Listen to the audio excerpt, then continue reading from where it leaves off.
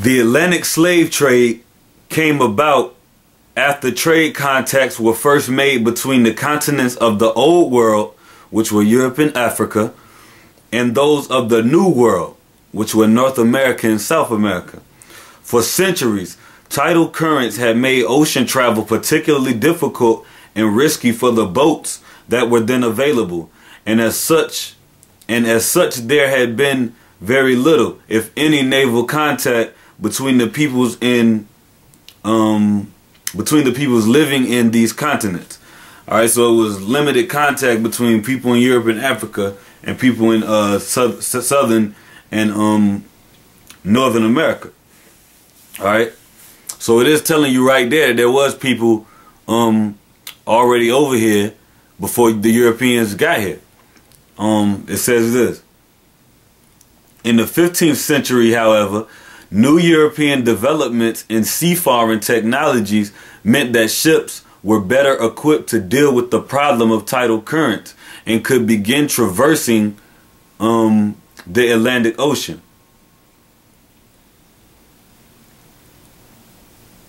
In doing so, sailors came into contact with societies living along the West African coast and in the Americas, whom they had never previously encountered.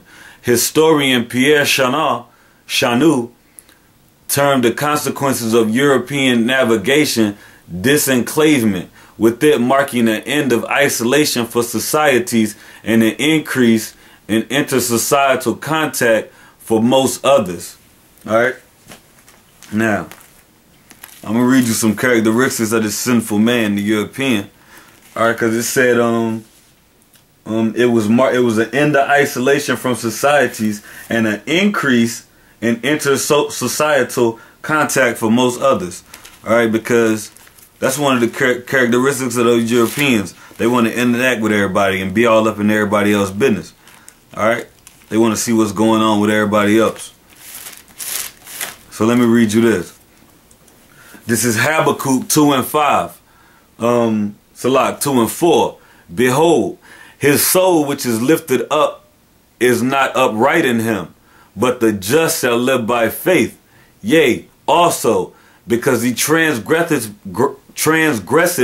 by wine, he is a proud man, neither keepeth at home, who enlarges his desire as hell, and is as death, and cannot be satisfied, but gathereth unto him all nations, and heapeth unto him all people. See that?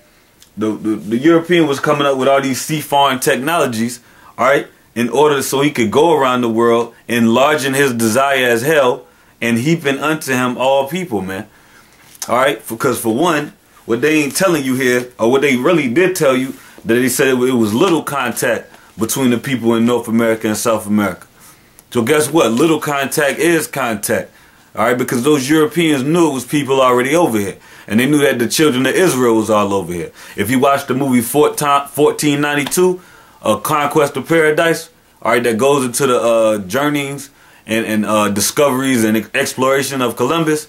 At the beginning, he tells you that he read the book of 2nd Esdras in the Apocrypha, all right, and that's how he knew that it was a land that was far over the ocean.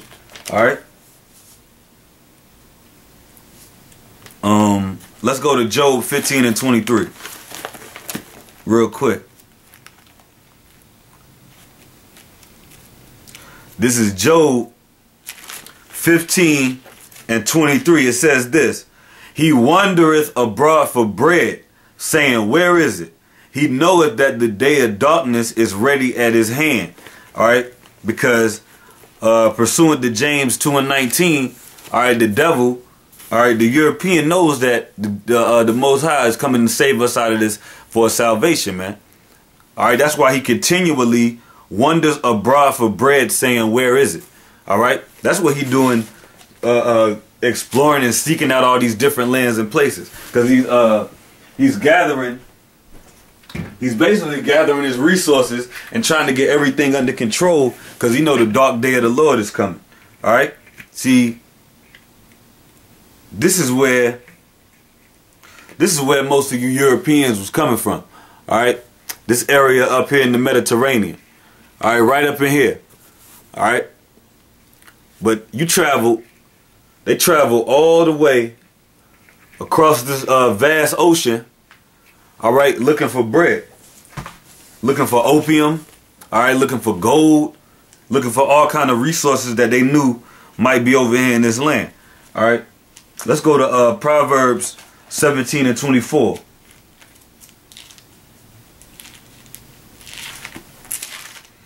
It says this: wisdom is before him that have understanding, but the end wisdom is before him that have understanding, but the eyes of a fool are in the ends of the earth.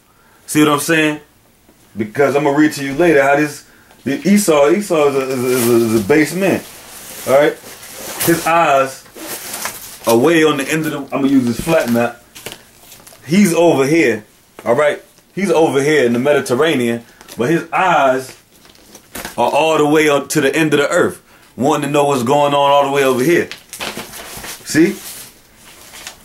Let's read on. It says this: as historian John Thornton noted, a number of technological and geographical factors combined to make Europeans the most likely people to explore the Atlantic and develop its commerce.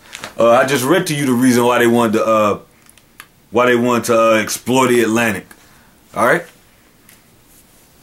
He identified these as being the drive to find new and profitable commercial opportunities outside of Europe, as well as the desire to create an alternative trade network to that controlled by the Muslim Empire of the East, which was viewed as a commercial, political, and religious threat to European Christendom. All right, because of course the Europeans were lying and holding our holy scriptures and Bible, saying that they were Christians. All right, but it said they wanted to basically rival the Muslim Empire because they had all kind of trade routes and commercial items to trade and whatever, and nothing was growing in Europe. All right, I'm gonna read to you later how basically they were in search of a better land in Europe, and that's one of the reasons why they traveled so far and why they did all that searching for crops and different resources. All right. It says this: the Portuguese presenting themselves before the Manicongo, the Portuguese initially fostered a good relationship with the Kingdom of Congo. Civil war within Congo would lead to many of its subjects ending up as enslaved people in Portuguese and other European vessels. See that? Now, it basically just loosely blamed it on the Civil War, but just because two people having two nations or two groups having a civil war, that ain't got nothing to do with you coming in there buying slaves from them. All right, ain't nobody tell you to come. Yeah, we fighting the Civil War. Now you can come buy slaves to the other side. Just let them fight. Why you sticking your nose all in the business? But the point I want to make is this: I'm gonna go into Babylon to Timbuktu. All right, a book by Rudolph R. Windsor. It's called A History of Ancient Blacks, including the Black Hebrews. All right, I'm gonna go to page 116 first to show you how we was all up in there around Portugal. All right, it says this: when the Jews were expelled from Spain, about 100,000 entered into Portugal. They were permitted to enter under the condition that they paid the poll tax, with the understanding that they would leave the country within 8 months. Also, at this time, the king obligated himself to take the Jews wherever they desired at the termination of the 8 months. When the time expired, many Jews were stranded because the king did not provide enough ships in time.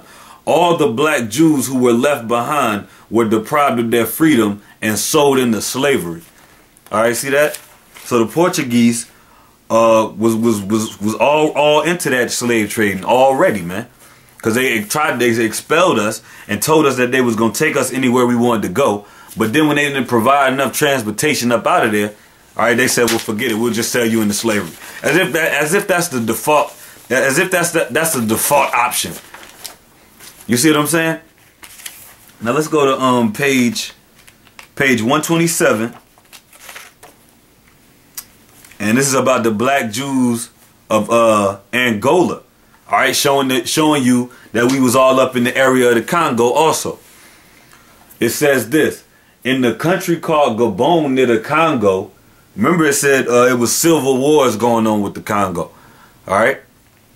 More than likely, those was Africans in the Congo fighting against black Hebrews in the Congo, because everybody knows from the scriptures that the Hebrews, all right, was always warring with the Canaanites when we had our kingdom. Now it says this: in the country of Gabon near the Congo, there were black Jews known as the Buvumbu. Some writers call them by various names, such as Mavambo, Mayamba, Mayumba, Mavumbu. Abby Proyart, a French writer, says that these Jews held the coast of Loango between the Congo River and the Rio Muni and Gabon. Now, that's another thing. All them names I just read off for this so-called tribe, Jewish tribe, they all sound the same. But see, what these scholars do, these so-called scholars, these European scholars, they put all these different names on us, all right, in order to confuse us, all right, so we won't know who we are. Just like back, even from ancient time, they called us the Habaru or the Hebrew.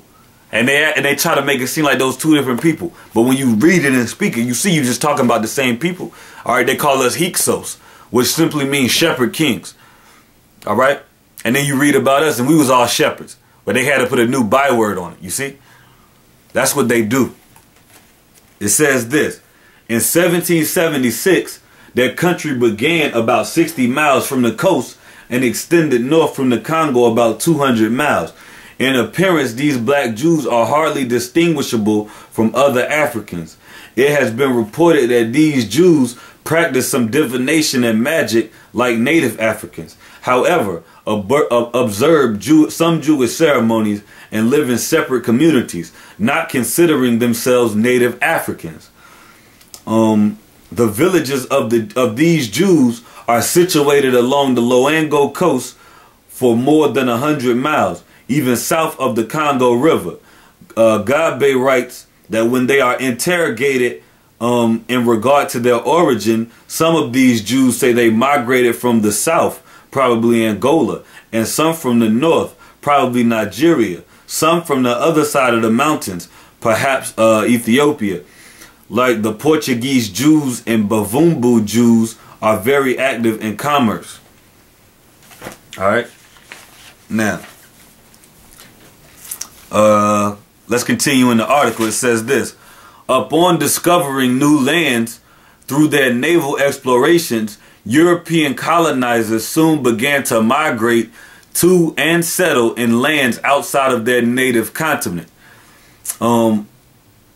Off of the coast of Africa. Well, matter of fact, their native continent is in Mount Seir, man. All right, in the mountains of Petra, Jordan. That's where they belong. All right, the Most High gave them the land of the Horites in Genesis, man. All right. Matter of fact, let me read that to you real quick. This is the Europeans' homeland right here, man. This is Genesis 36:8. Thus dwelt Esau in Mount Seir. Esau is Edom. And these are the generations of Esau, the father of the Edomites in Mount Seir. All right.